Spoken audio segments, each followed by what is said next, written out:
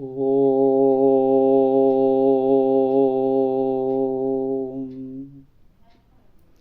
ನಿನ್ನೆ ನಾವು ನನ್ನ ಸಾಹಿತ್ಯ ಸತ್ಸಂಗದಲ್ಲಿ ಈ ಸಾರಸ್ವತ ಈ ಪುಸ್ತಕದ ಪರಿಚಯವನ್ನು ಪ್ರಾರಂಭಿಸಿದ್ದೆ. ಆತ್ಮೀಯರೇ ನಮಸ್ಕಾರ. ಈ ಪುಸ್ತಕ ಅವರ ಮಕ್ಕಳು ವಿಶೇಷವಾಗಿ ಆಸ್ಥೆ ವಹಿಸಿ ಇದನ್ನು ಸಂಕಲನ ಮಾಡಿ ಸಂಪಾದಿಸಿ ಪ್ರಕಟಿಸಿದ್ದಾರೆ. ಅದ್ಭುತ ರೀತಿಯಲ್ಲಿ one of the best books. ಇಂತಹ ಕೃತಿಗಳು ಬಹಳ ಅಪರೂಪ, ಬಹುಶಃ ಇಲ್ಲವೇ ಇಲ್ಲ ಅಂತ ಅನ್ನಿಸ್ತದೆ. ಆಮೇಲೆ ನನಗಿದು ಹೆಂಗೆ ಸಿಕ್ತು, ನನಗೆ ಇದು ದೊರಕಿದ ಒಂದು ಹೆಂಗೆ ಸಿಕ್ತು ಎಂಬ ಕಥನ, ಅದೊಂದು ದೊಡ್ಡ ಕಥನನ ಅದು. ಇದು ನನಗೆ ಮಂಕುತಿಮ್ಮನ ಕಗ್ಗ ಮಲಯಾಳಿ, ತಮಿಳು, ತೆಲುಗು, ತುಳು ಹಾಗೂ ನಮ್ಮ ಇಂಗ್ಲೀಷ್ನಲ್ಲಂಕ 5-6 ಅನುವಾದಗಳಾಗಿವೆ. ನಮ್ಮ ವೇದ ಭಾಷೆ ಸಂಸ್ಕೃತದಲ್ಲಿ ಇದು ಏಕೆ ಅನುವಾದವಾಗಿಲ್ಲ? ನಾನು ಭಾಳಷ್ಟು ಜನರಿಗೆ ಕೇಳಿದೆ. ನಮ್ಗೆ ಗೊತ್ತಿಲ್ಲ ಅಂತ ಕೆಲವರು ಹೇಳಿದರು, ಕೆಲವರು ಆಗಿರಬಹುದು ಅಂತ ಕೆಲವರು ಹೇಳಿದರು, ಯಾವುದು ಅಂತ ಕೇಳಿದ್ರೆ ಯಾರಿಗೂ ಗೊತ್ತೇ ಇಲ್ಲ. ಆಮೇಲೆ ಏನು ಮಾಡ್ಬೇಕಾಗತ್ತಪ್ಪ ಈಗ ಅಂತಂದೆ. ಸುಮಾರು ಕಳೆದ ವರ್ಷ 22ನೇ ತಾರೀಕು ಡಿಸೆಂಬರ್ ನಮ್ಮ ಮೊಮ್ಮಕ್ಕಳನ್ನ ಬಸವಣ್ಣ ಗುಡಿ ಆ ಬಸವಣ್ಣ ದೊಡ್ಡ ಬಸವಣ್ಣನನ್ನು ನೋಡ್ಲಿಕ್ಕೆ ಮೊಮ್ಮಕ್ಕಳನ್ನ ಕರ್ಕೊಂಡು ಹೊಂಟ್ರು. ನಮ್ಮ ಮಗ ಸೊಸೆ ಎಲ್ಲರೂ ಹೋದ್ವಿ. ನಾವು ಹೋದ್ವಿ ಅವ್ರ ಜೋಡಿ. ನಾನು ಭಾಳ ವರ್ಷ ಆತು ಹೋಗಿದ್ದಿಲ್ಲ. ಹೋಗಿ ನಮಸ್ಕಾರ ಮಾಡಿದ್ವಿ. ಆವಾಗ ನಾನು ನನ್ನೊಂದು ಆಶಯವನ್ನು ಹೇಳಿದೆ ನನ್ನ ಮಗ್ಗ. ಇಲ್ಲ, ಹತ್ತಿರ ನಮ್ಮ ಗೋಖಲೆ ಸಂಸ್ಥೆ ಅದ, ನಮ್ಮ ಪೂಜ್ಯ DVG ಅವ್ರದ್ದು, ಅಲ್ಲಿ ಹೋಗಿರ್ತೇನೆ, ಸ್ವಲ್ಪ ಅಡ್ಡಾಡಿ ಬರ್ತೇಣ ಅಂತ. ನಾನು ನಮ್ಮ ಮಗ ಆಗಲಿ ಅಂತಂದು ಅಲ್ಲೆಲ್ಲೋ ಕಾರ್ ಪಾರ್ಕ್ ಮಾಡಿ ನಮ್ಮನ್ನು ಕರ್ಕೊಂಡೋಗಿ ಅವ್ರಿಗೆ ನಾನು ಆ ಗೋಖಲೆ ಸಂಸ್ಥೆಗೆ ಹೋದ್ರೆ ಒಳಗೆ ಕಾರ್ಯದರ್ಶಿ ಶ್ರೀರಾಮರು ಕೂತ ಬಿಟ್ಟಿದ್ದರು. ಅವ್ರ ಜೋಡಿ ಕೆಲವೊಂದು ಅನೇಕ ವಿಷಯಗಳ ಬಗ್ಗೆ ನಾನು ಮಾತನಾಡಿದೆ. ಅವಾಗ ಸಂತೋಷಪಟ್ಟವರು. ಇಷ್ಟೇ ಅಲ್ಲ, ನಾನು ಅವ್ರು ಕೇಳಿದೆ ಕೊನೆಗೆ, ಈ ಸಂಸ್ಕೃತ ಅನುವಾದ ಏಕೆ ಆಗಿಲ್ಲ? ನನಗೆ ಇದ್ರ ಬಗ್ಗೆ ಹೆಚ್ಚಿಗೆ ಮಾಹಿತಿ ಗೊತ್ತಿಲ್ಲ. ನಾನು ನಿಮಗೊಬ್ಬರು ಫೋನ್ ನಂಬರ್ ಕೊಡ್ತೇನೆ, ಆ ಫೋನ್ ನಂಬರ್ ತಗೊಳ್ರಿ ಅಂಥೇಳಿ ಫೋನ್ ಕೊಟ್ಟರು. ಅವ್ರು ಯಾರು ಅಂದ್ರೆ ಅದೇ ಗೋಖಲೆ ಸಂಸ್ಥೆಯಲ್ಲಿ ಕೆಲಸ ಮಾಡ್ತೀನಿ ಶ್ರೀ ಕಿರಣ್ ಮಹನೀಯರು. ಅವರತ್ತು ಅಲ್ಲಿ ಇರಲಿಲ್ಲ. ಆ ಕಿರಣ್ ಮಹನೀಯರು ನನಗೆ ಅವ್ರಿಗೆ ಫೋನ್ ಮಾಡಿದೆ. ಅವರಂದರು, ಇಲ್ಲ, ಸಂಸ್ಕೃತ ಅನುವಾದ ಆಗಿದೆ, ಅದು ಪ್ರಕಟವಾಗಿಲ್ಲ, ಅದಕ್ಕೆ ಕಾರಣಗಳು ಭಾಳಿವೆ. ಅದಕ್ಕೆ ನಾನು ನಿಮಗೆ ಒಂದು ನಂಬರ್ ಕೊಡ್ತೇನೆ, ಅವ್ರಿಗೆ ಫೋನ್ ಮಾಡಿ ಕೇಳಿ ಅಂತಂದರು. ಅವರೊಂದು ನಂಬರ್ ಕೊಟ್ಟರು.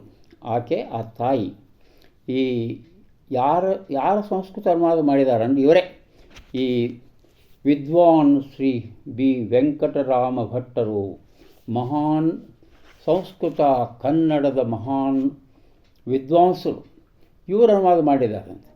ಅವರ ಮಗಳು ಅವರು ಶ್ರೀಮತಿ ವಸುಮತಿ ತಾಯಿಯ ಫೋನ್ ನಂಬರ್ ಸಿಕ್ತು. ನಾ ಏನು ಮಾಡಿದೆ, ಅಕ್ಕಿ ಹೊಡೆದ್ಬಿಟ್ಟೆ.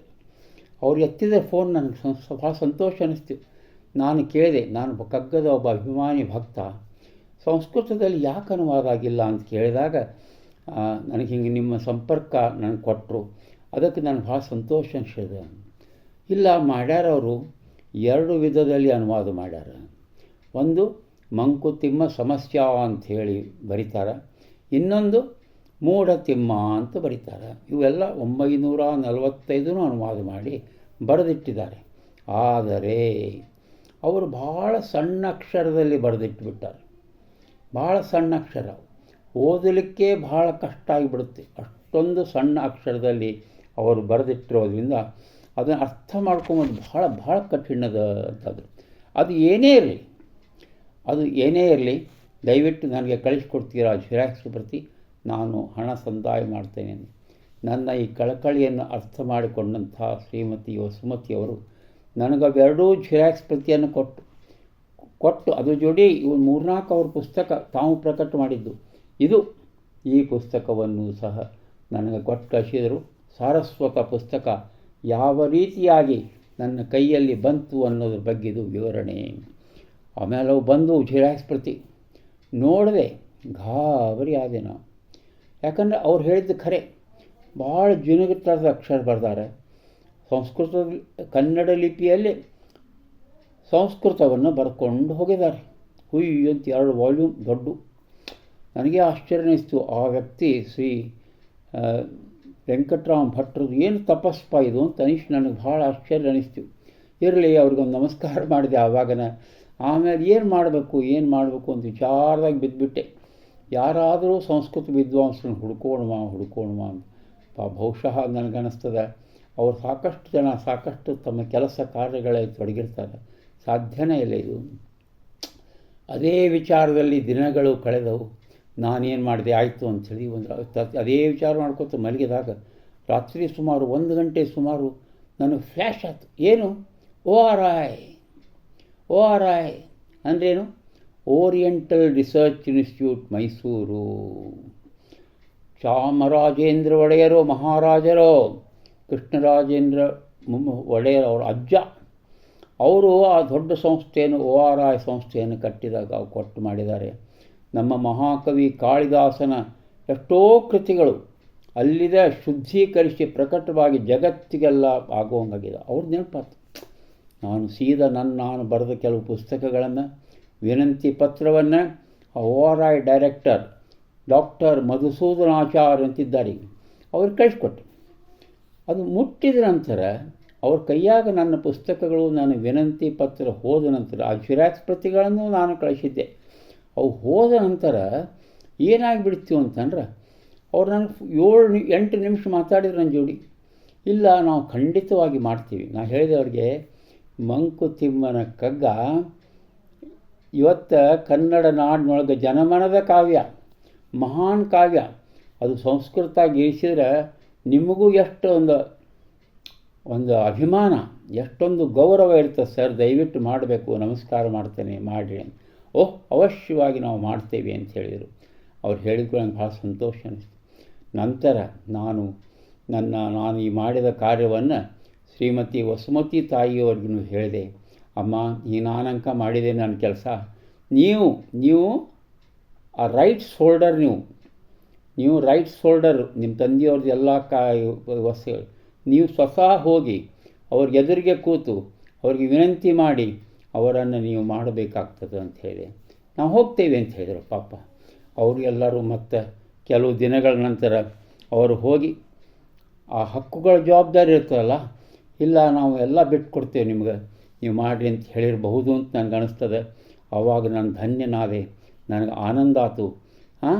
ಇದು ಈ ಸಾರಸ್ವತ ಪುಸ್ತಕ. ಆಮೇಲೆ ಇನ್ನೊಂದು ಮಜಾ ಅಂದರೆ, ಈ ಸಾರಸ್ವತ ಪುಸ್ತಕದಲ್ಲಿ 50 ಶುದ್ಧೀಕರಿಸಿದಂತಹ ಸಂಸ್ಕೃತ ಅನುವಾದಗಳು ಉಂಟು.